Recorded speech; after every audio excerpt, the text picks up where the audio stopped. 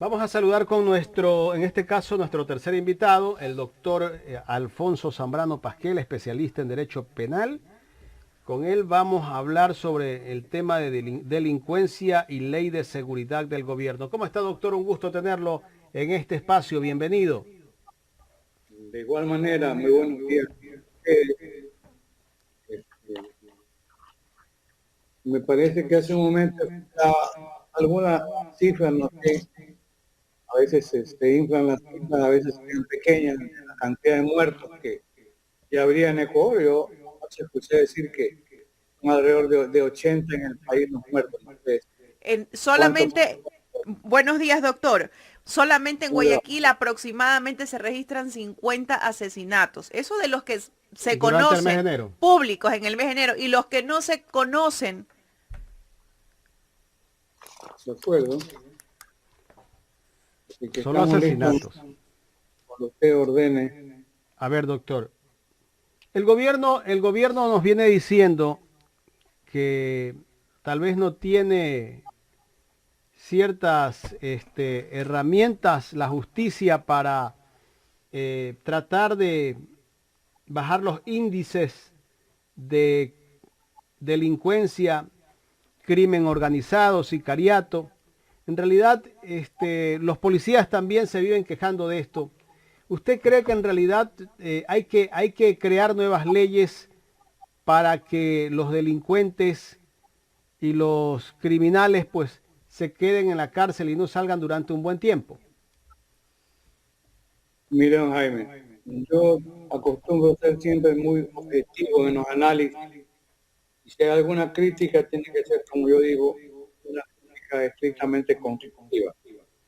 En esa línea, primero, la propuesta del gobierno es que va a frenar o a contener este incremento terrible de la criminalidad violenta en Ecuador.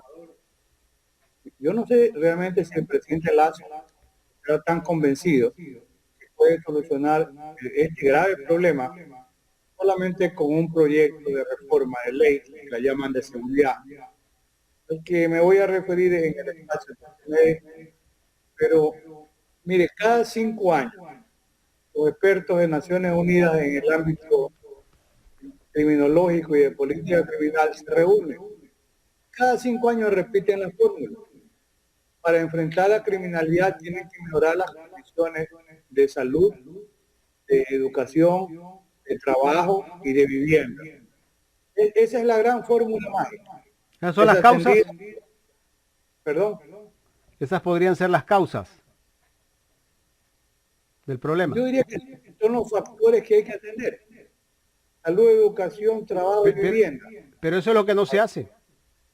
Pero entonces cada 5 años se reúnen los expertos y vuelven a darle las orejas a la comunidad de Naciones Unidas y dicen: aquí está el problema. Ahora bien, mire, en el año 1957 por allí se escribe en Italia una famosa novela que se llama El gato pardo, y se habla incluso de gatopardismo en política, porque allí la propuesta que se hace es decir, vamos a proponer que todo cambie para que nada cambie. Y se quiere hacer una gran transformación, pero se sabe que eso no va a ocurrir. Es el gatopardismo en política y en ciencias sociales, que es lo que está haciendo el actual gobierno, aún con buenas intenciones, con desconocimiento de cómo hacerlo. La criminología que le permite encontrar los factores que permiten explicar cierto tipo de criminalidad. Yo le digo, dos factores son importantes. Converso yo con la Asociación Ecuatoriana de Ciencias Penales y Criminológicas, donde hay algunos profesores muy jóvenes, la mayoría de mis alumnos, y conversamos. Entonces, alguno dice, es que hay que ampliar el ámbito de la causa de justificación para proteger a la policía, porque esta gran revuelta interna se produce a raíz del suceso de un policía que es condenado porque no hizo un uso progresivo de la fuerza. Entonces, esto desencadena toda esta propuesta del presidente Lazo, sobre lo que hay que decir lo siguiente, además. Yo lo he escuchado al presidente de la Comisión de Seguridad de la Asamblea decir que hay otros proyectos incluyendo uno de la época del presidente Lizardo, que es mucho más completo en el tema de una propuesta de política criminal. Porque en el ámbito criminológico podemos hablar de bueno, qué factores han degenerado este nivel de violencia en el Ecuador. Y la otra gran respuesta es, bueno, ¿y qué hacemos? No con el gato pardín, ¿cómo respondemos? Para eso sirve hablar de política criminal, que no la tiene el gobierno. Tanto así que en este proyecto el presidente Lazo habla de diseñar un plan de política criminal y encarga a diferentes ministerios. Es más fácil estar reconociendo que este gobierno, no solamente este, el anterior y el anterior y el anterior, nunca han tenido un plan de política criminal. Probablemente porque el nivel de violencia no llegaba a, a un nivel como el que tiene actualmente. Mire, trata de defender la gestión de nadie. Yo lo que digo es que la situación era distinta. Mire, ¿cómo se miden las tasas de homicidio por 100.000 habitantes?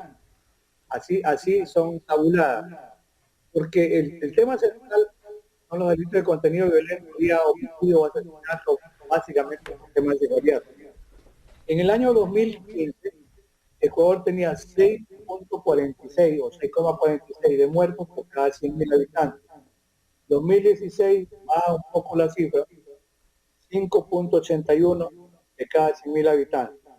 2017 baja la cifra, 5.79 de cada 100.000. En el año 2018, 5.84 de 100.000. En el año 2019 va aumentando 6.18. En el año 2020 aumenta 7.83. En 2021 se llega a una cifra de 14,06 muertos por cada 100.000 habitantes. O sea, Ecuador casi ha triplicado será en 12 años, 14 años, las cifras violentas. Esa es una realidad, no tiene la culpa el presidente Lazo, pero está recurriendo a una reedición en el siglo XXI del gato pardín, diciéndonos vamos a cambiar todo, pero nada va a cambiar, porque la solución o la respuesta no está por allí. Vamos en orden, porque el tiempo no nos da para más. Dos factores permiten explicar, o dos causas, como también llamamos criminológicamente, el aumento del tráfico de drogas ilegales y el aumento del tráfico de contrabando o del ingreso de armas sin control en Ecuador. Ahí están reflejadas las grandes economías mundiales, subterráneas, como digo yo en mi trabajo de tecnología. El tráfico de armas genera alrededor de 800.000 millones de dólares, 800 billones por año. El tráfico de drogas es la segunda economía, alrededor de 500.000 millones de dólares por año. ¿Qué pasa? Ecuador tiene ingresos de armas sin control por la frontera con Perú, porque Perú tiene libre importación de armas. Tiene ingresos de droga desde Colombia, que tampoco tiene control. Mire, ya Ecuador dejó de ser, bueno, la isla de paz que decía el presidente Borja. Doctor, ¿y quién tiene la responsabilidad del control de droga que entra al país? Primero, el gobierno es responsable, pero tiene sus brazos ejecutores. Y el principal brazo ejecutor, hemos conversado con usted, es la Policía Nacional, que ha demostrado un fracaso total, una ineficiencia que preocupa muchísimo. Está bien lo que ha hecho el gobierno, el cambio o el relevo de mandos institucionales, porque lamentablemente la señora comandante general, ex comandante, la verdad es que fue penosa su presencia, igual que lo que pasa con la señora ministra de Gobierno, que debe estar bien para otros menesteres de la política, pero para un plan de enfrentar la delincuencia no ha sido posible. Y le doy ejemplo. Doctor, perdón que le interrumpa. ¿Usted no cree que el gobierno debe crear un ministerio de seguridad? Porque la ministra tiene que estar en el tema político, tiene que estar en el tema de seguridad y sabemos que la ministra lo ha dicho, incluso recordemos en las muertes de las cárceles, que eso no era la competencia del Ministerio de Gobierno.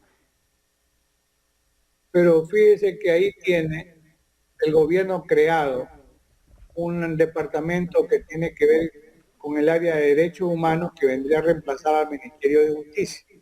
Tiene creado el SNAI. El SNAI no funciona, no es operativo, no porque en su constitución orgánica se aprecia el SNAI, que tiene que ver con todo el proceso de rehabilitación penitenciaria, que sigue siendo una mentira. Ahí están delegados de los distintos ministerios. Lo que pasa, que el delegado del ministerio sí conoce poco y nada, tal vez menos que el presidente de la República, cómo ir a un proceso real de rehabilitación. No estoy hablando, ojo, en la quimera ni simplemente por simbolismo, no, son realidades, porque la cárcel fue intervenida por la policía. Usted tocó el tema de la cárcel y lo voy a decir muy rápido. ¿Qué tenía que hacer la policía? Uno, sacar las armas. Las armas siguen allí. Dos, tanto que Nelson Curvelo dice que no era lo mismo tratar con delincuencia juvenil que con delincuencia armada dentro de la cárcel, no en estructura de delincuencia organizada. El presidente la quiere combatir primero en el tema de delincuencia organizada, aumentando la pena de 7 a 10 a 13 años. Y luego creando una suerte de terrorismo delincuencial dentro de las cárceles. Señor presidente, por favor, eso no va a solucionar el problema y usted sigue siendo lamentablemente utilizado por quienes le venden la idea que usted lo convierten también en un vendedor de humo. Mire, no ha pasado nada en estos meses por la ineficiencia de la policía. Ya se fue también el otro general que nos echaba el cuento. La droga viene y las armas vienen por la ría. Señores policías, el primer filtro de ingreso a la cárcel lo vigila la Policía Nacional. Por allí tiene que ingresar armas y por ahí ingresa droga. En la comida también, que le regalaron el contrato a una persona que es un multimillonario, se dice que no. En los camiones que llevan la comida no hay control. No se han sacado las armas, primero. ¿Qué tenía que hacer? El segundo elemento importante, los líderes están o no identificados. Claro, tenían que ser aislados. La cárcel La Roca no son más de 100 líderes. Tienen que ser aislados las 24 horas, 1 hora para coger sol, sin teléfonos celulares. Tiene que ser inhibida toda señal. ¿Cómo se comunican? Con teléfonos monederos. Y luego cortar el flujo económico que recibe la delincuencia organizada por la cárcel, porque allí se organizan asesinatos como el de Freddy Ruales. Ahí se consiguen intermediarios y sicarios. En el caso de Ruales se puede cubrir hasta quién lo mataron, no se sabe quién ordenó ni por qué. Pero ahí se maneja sicariato, tráfico de armas, tráfico de drogas, tráfico de vehículos y secuestro de personas. Esa delincuencia, que está muy bien organizada dentro de la cárcel, es extrapolada hacia el exterior. Entonces, el problema con una cárcel que llega casi a 20.000, cifras nos dicen a veces 14, 16. La cárcel más grande que hay en el Ecuador es la de Guayaquil, donde sigue focalizada la delincuencia organizada, porque no hay control. El flujo económico del cual vive la delincuencia organizada, ya no olvido los carteles mexicanos. 10.000 presos a $200, que es poco dinero, son 2 millones por mes. Por año son 24 millones de dólares por ese dinero para corromper también a los policías. Eso es incuestionable. Entonces, allí tiene que haber un plan de política criminal. Yo lo escuché a uno de los nuevos oficiales de la unidad antinarcóticos, en los operativos que han hecho. Y él dice, mire, nosotros hacemos un esfuerzo, yo debo creerle. La policía sí tiene unidades de élite. El GIR, el GOE, la UNASA son formidables en el tema de, por ejemplo, de conseguir la libertad de personas secuestradas. Es decir, la policía sí tiene cuerpos de inteligencia, pero esos cuerpos no están funcionando en el tema del combate de la delincuencia. Y dijo algo mayor de la policía. ¿Por qué dijo las matanzas en las playitas de la semana pasada? 5 días uno, 4 días otro. Porque si no pueden contaminar la carga desde el puerto de Guayaquil, entonces la contaminan con embarcaciones livianas que salen desde la playita en el Guasmo de Guayaquil. ¿Qué están haciendo ahora? Hace bien la Armada del Ecuador un patrullaje sostenido y permanente. Es decir, tiene que haber inteligencia militar, inteligencia policial.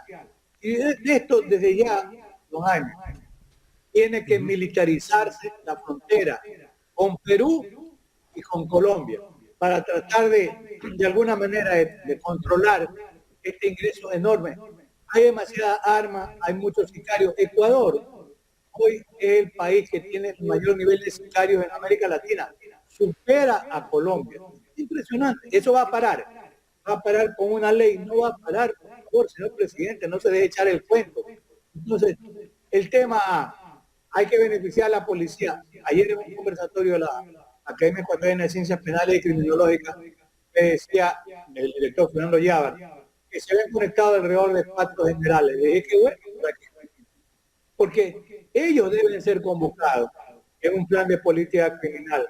¿Qué le falta a la policía? El propio gobernador dice que debe haber de 4 policías por 1000 habitantes y solamente hay 2. Bueno, mejore la capacidad operativa de la policía. La policía tiene que cambiar el plan de política criminal ciudadana. La policía tiene que hacer trabajo a pie, tiene que ser encubierta. Qué bueno, ahí está la respuesta, una policía encubierta a bastón delincuente. Y eso es un uso necesario y progresivo de la fuerza, pero por supuesto, nadie está en contra de la policía.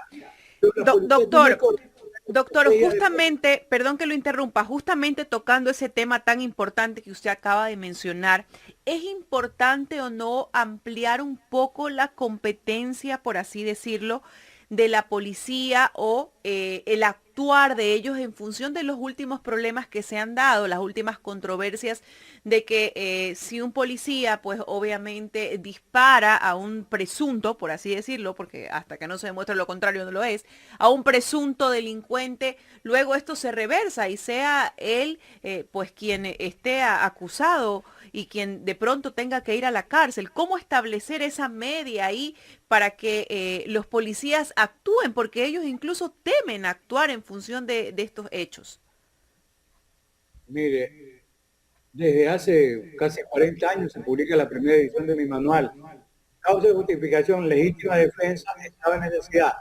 El actuar en cumplimiento de la ley, del oficio, del servicio.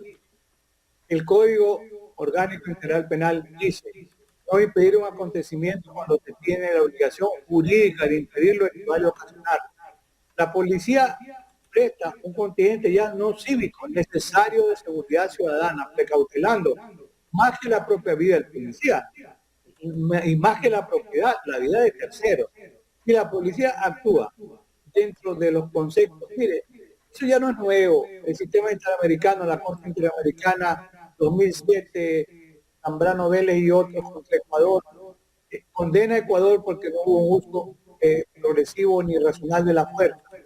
Las circunstancias determinan la racionalidad, la verdadera necesidad, la proporcionalidad.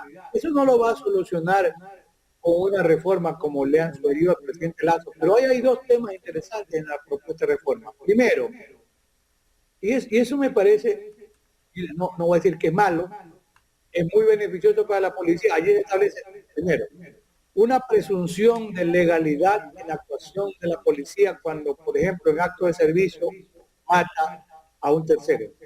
O sea, prima facie se va a presumir que fue legítima la actuación de la policía. Y la Fiscalía tiene, en el onus probando y la carga de la prueba, que presentar elementos probatorios que contradigan esa presunción que ampararía al policía. En segundo lugar, se dice que para determinar el uso progresivo, racional, necesario de la fuerza, deberá acudirse a peritos que conozcan. El tema está en que el encargo de un dictamen pericial, hacerlo a la propia policía, es muy difícil, hay un conflicto de intereses, pero se habla hasta de acudir a pericias internacionales. Pero recordemos que en el asesinato del general Gabela, el experto extranjero, Dan Argentino, ya se le perdió hasta el informe, no lo encuentran, no sé si quiere que le vuelvan a pagar. ¿No? Pero, se quiere solucionar en ese anatopernismo el problema de la policía. Si la policía todavía no tiene por qué ser procesada. Y algo más, la Fiscalía utiliza el acto procesal urgente cuando quiere para perseguir a una persona por razones políticas, se le mete a la casa, le vira todo lo que puede. Pero la policía, en el tema de la cárcel, por supuesto la idea, ¿hay o no hay armas? ¿Y por qué la Fiscalía no dispone o pide un acto procesal urgente para poder ingresar con la policía y hacer labor de rastrillo, como dicen técnicamente los entendidos en seguridad? No lo hace tampoco la Fiscalía. Entonces estamos esperando. Ahora no hay muertos, porque están preocupados seguramente los líderes que los quieran sacar de la cárcel y quitarles esa fortuna que significa para ellos. Mira usted cómo viven los líderes. Ahí están las mansiones que tienen. El caso real. Entonces, por ahora no hay violencia porque no quieren perder el poder. Pero no hay delincuencia organizada dentro de la cárcel. Claro que la hay. ¿Y qué pasa en la calle? ese joven que no tiene trabajo, que a veces ha estado preso, se convierte en sicario. Nos hemos olvidado de que hay mucha droga, porque Ecuador es el principal exportador de cocaína en América Latina. El hashi se produce con parte de heroína. Y la heroína 4 o 5 veces más cara que la cocaína. ¿Y dónde hay heroína? ¿Dónde se cultiva la planta de amapola? En los Andes ecuatorianos. Por eso se puede llegar a producir el hashi, que es altamente adictivo. Hay control sobre la venta de hashi. Nos hemos olvidado, yo sé, el problema de la macrocriminalidad. Pero si no se controla esos niveles, entonces esos jóvenes siguen consumiendo drogas y eso podría explicar el nivel de violencia.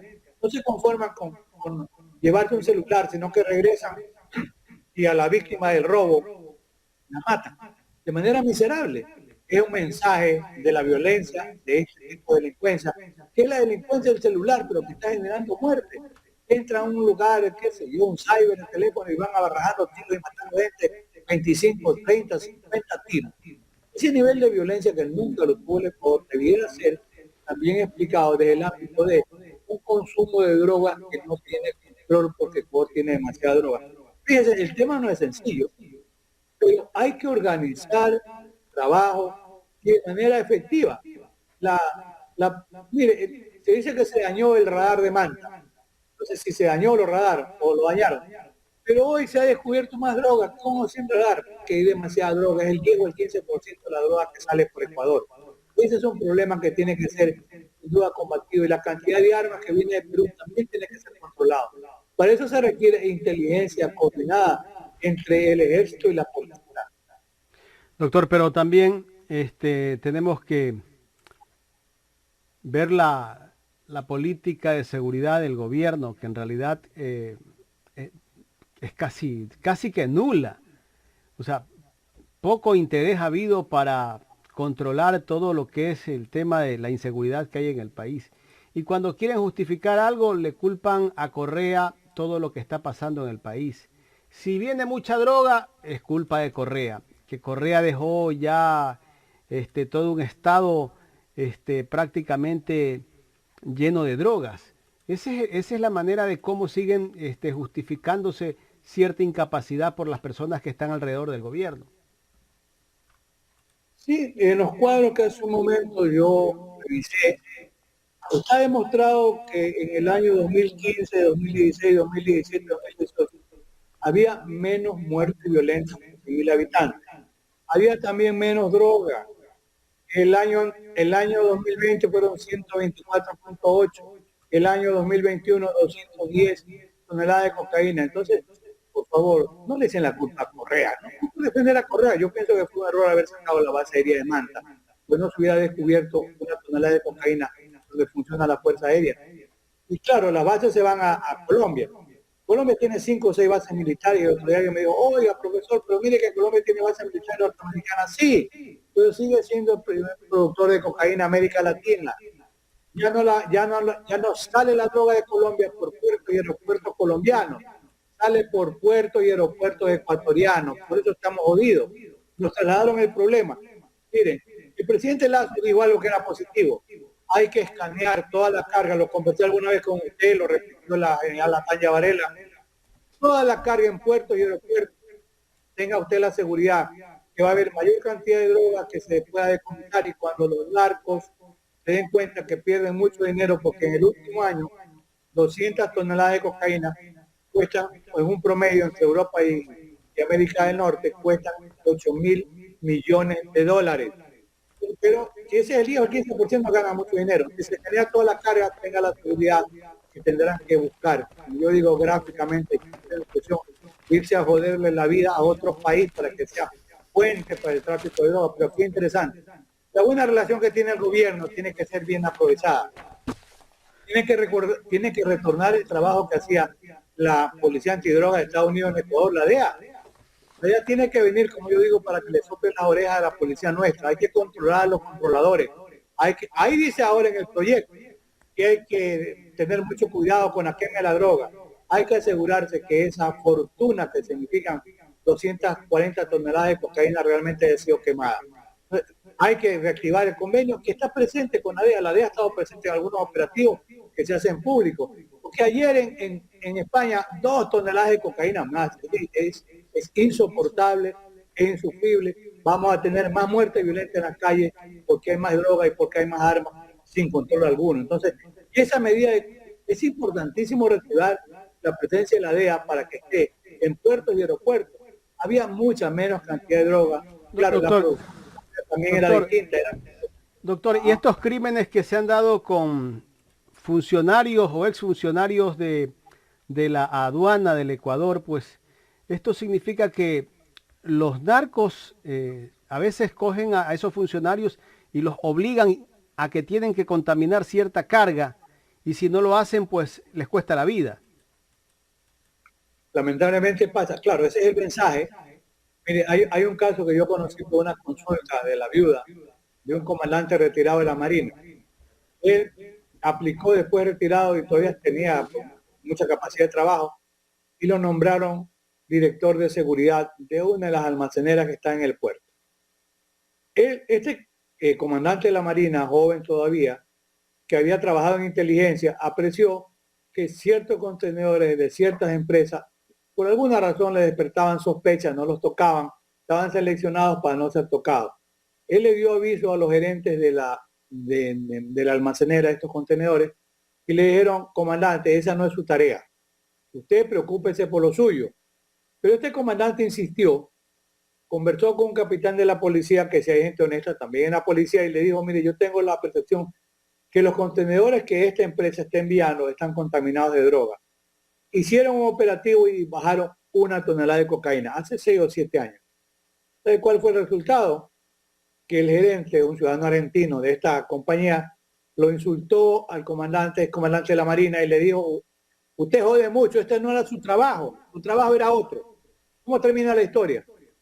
En 3 o 4 días él llegaba, vivía cerca, por aquí, en una casa modesta de 100,000, 120,000 dólares, en un carro Vitara, en una ciudad pequeña. Para el carro, en el semáforo, 2 muchachos de moto, 2 sicarios de moto, lo barraron a tiros, le pegaron como 10 tiros, lo mataron. Él quedó muy grave, alcanzó a llegar a la casa, ahí se desplomó y se murió. La señora aterrada me dijo que la llamaban para amenazarla, que qué más información tenía. Yo le sugerí, ella tomó la idea, le dije, vaya al consulado de Estados Unidos, dígale la preocupación que tiene. Le dieron una visa a esta señora y se fue con sus hijitos fuera del país. Son realidades, son hechos que han ocurrido y que lamentablemente pueden seguir ocurriendo. También tienen que tener protección, por supuesto, los funcionarios. Doctor, y a veces también se filtra información desde la misma policía. Usted denuncia un caso de venta de droga en un sector X. Resulta que llama a, no sé si antinarcóticos, o no recuerdo cuál es la institución que hace el control. Pero usted llama, le piden su nombre, su número de teléfono y todo, y resulta que después el mismo que le recibió la llamada le pasa la información a los narcos, y los narcos terminan asesinando a esa persona que hizo esa denuncia. Mire, los narcos dicen que eso es contrainteligencia, compran información, por eso saben muchas veces dónde se hacen los operativos. Y le voy a comentar, yo toda la vida he ejercido y sigo ejerciendo cuando me convocan, algunas en los últimos tiempos, incluso defensas gratuitas pro bono, que son muy significativas. Pero un caso real de un ciudadano preso al que le pusieron 5 kilos de heroína cuando iba a viajar a Estados Unidos. Y él sabía quién era el dueño de la heroína. Lo llevaron, le dijeron oficiales de la policía antinarcóticos, ¿por qué usted no coopera con nosotros para ponerlo en el programa de protección a testigos? Y él, ¿qué querían? Que les digan los nombres del dueño de la droga. ¿Ya? Eso es un hecho real. Este ciudadano se llama Giovanni Alcíbar Valencia, está ahora en Nueva York. Existe, el caso lo tengo yo archivado. ¿Qué ocurrió con él? Mire, un oficial de la unidad antinarcóticos llamó en esa casa que tenían supuestamente seguridad. Giovanni Alcíbar, yo le digo, tiene una llamada telefónica. El oficial de la policía le pasó el teléfono. Giovanni creyó tal vez que era algún familiar de él, levantó el teléfono, aló, dice, aló, al otro lado de la línea, le hablaba el dueño de la droga. Yo sé dónde vive tu mamá, en Puerto Viejo, dónde viven tus hermanos, tus sobrinos, yo sé dónde está tu mujer y tus hijas en Nueva York. A mí no me embarques en tu problema. Y después de unos días, a Giovanni Alcíbar Valencia estaba en el programa de protección a testigos, lo pasaron a la cárcel, al dispensario médico. Allí una noche le salvó la vida, lo iba a matar un tipo, entró con un puñal y le salvó un ex comandante, un ex cabo de la Armada que estaba preso por una muerte, se abalanzó, lo desarmó. Luego hice un reclamo, ¿por qué razón si estaba en programa de protección a víctimas y testigos lo habían enviado a la cárcel? Lo mandaron a la cárcel para que lo maten. Y esto gracias a un coronel de la policía, lo menciono porque era un excelente oficial, Cuellar. Cuellar, yo lo llamé y le dije, mire, pasa esto. Déjeme ver, me dijo, qué bueno, porque el comandante de esa unidad antinarcóticos fue mi subalterno cuando estaba en la formación policial. Lo llamó y luego a Giovanni Alcibar lo regresaron al programa de protección a víctimas y testigos y gracias a eso no lo mataron. Él finalmente terminó sobreseído que igual a ser absuelto. Son historias reales, don Jaime.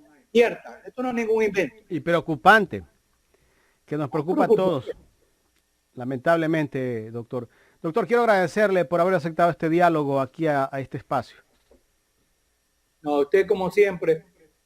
Ha sido un diálogo sin formato previo para los que nos van a ver y escuchar. A mí me salieron algunas experiencias reales, porque no las tenía ni en el borrador, pero son vivencias después de estar 50 años dedicado al estudio, a las publicaciones y a lo demás. Y igual salió ayer recién un libro mío sobre criminología e incluso política criminal, donde se tratan todos estos temas de la violencia organizada. Mire, no lo digo por mí, pero el presidente Lazo tiene que buscar asesores que lo puedan orientar de mejor manera, con la mejor de las buenas intenciones, para bien no del presidente Lazo, para bien del país. Ojalá que el país retorne a un nivel. La inseguridad no va a desaparecer, la violencia no va a desaparecer, pero a un nivel que resulte controlable, porque hoy se ha desbordado. Nuevamente, muchísimas gracias a ustedes. Gracias al doctor Alfonso Zambrano Pasquel, él es constitucionalista, especialista en Derecho Penal.